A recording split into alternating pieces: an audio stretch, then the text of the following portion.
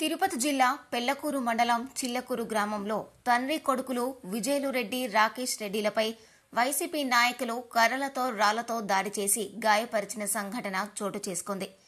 చిల్లకూరు గ్రామానికి చెందిన విజయలు రెడ్డి రాకేష్ రెడ్డిలు ఎన్నికలలో టీడీపీకి ఓట్లు వేయించారన్న కోపంతో అదే గ్రామానికి చెందిన వైసీపీ సీనియర్ నేత కామిరెడ్డి సత్యనారాయణ రెడ్డి తన వర్గీయులతో కలిసి అర్ధరాత్రి సమయంలో గ్రామంలో విజయలు రెడ్డిని కర్రలతో రాళ్లతో విచక్షణారహితంగా దాడి చేశారు. అడ్డుకోబోయిన ఆయన కుమారుడు రాకేష్ రెడ్డితో పాటు వారి కుటుంబ సభ్యులపై దాడికి పాల్పడ్డారు. సమాచారం అందుకున్న Naidupeta DSP Srinivasa Reddy, urban CI Jaganmohan Rao, SI శ్రీకాంత్లు సంఘటనా స్థలానికి చేరుకుని దాడిలో తీవ్రంగా గాయపడిన విజయలు రెడ్డి, రాకేష్లను చికిత్స నిమిత్తం నాయుడుపేట ప్రభుత్వ ఆసుపత్రికి తరలించి దాడికి పాల్పడిన వారిని అదుపులోకి తీసుకుని పోలీస్ స్టేషన్ కు తరలించారు.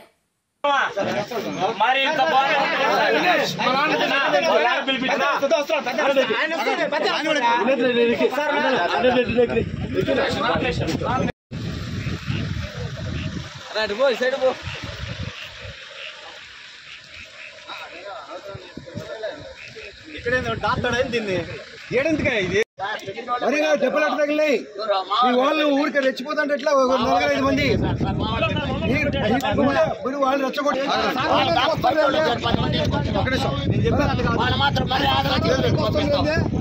నువ్వు అట్లా అనుకోవద్దు.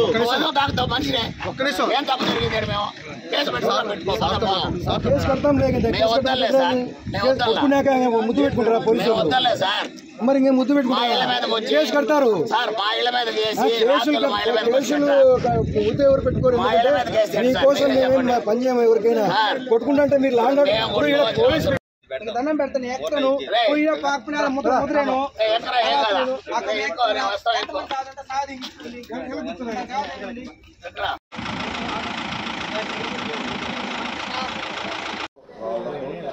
దాడి చేసి తీవ్రంగా గాయపరిచారు.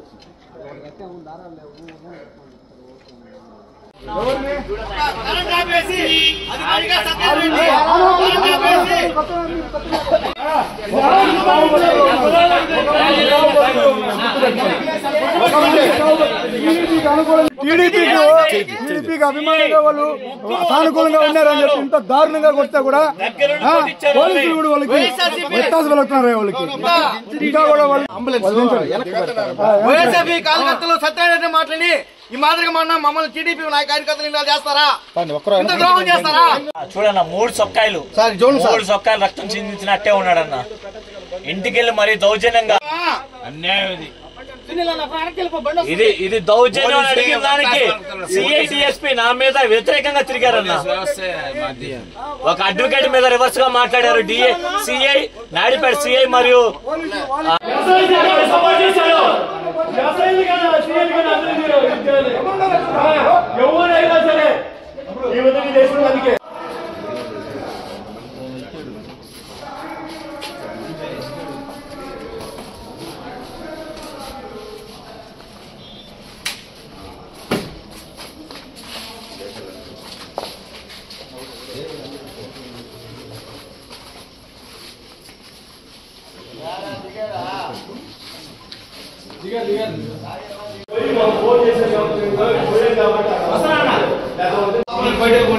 అదే నేను చెప్తా ఉన్నా. బయట కొద్దిసేపు బయట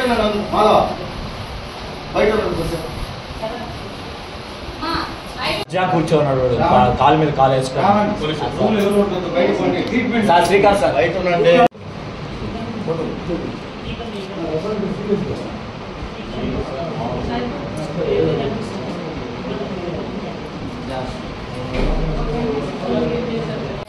సార్ కట్టానా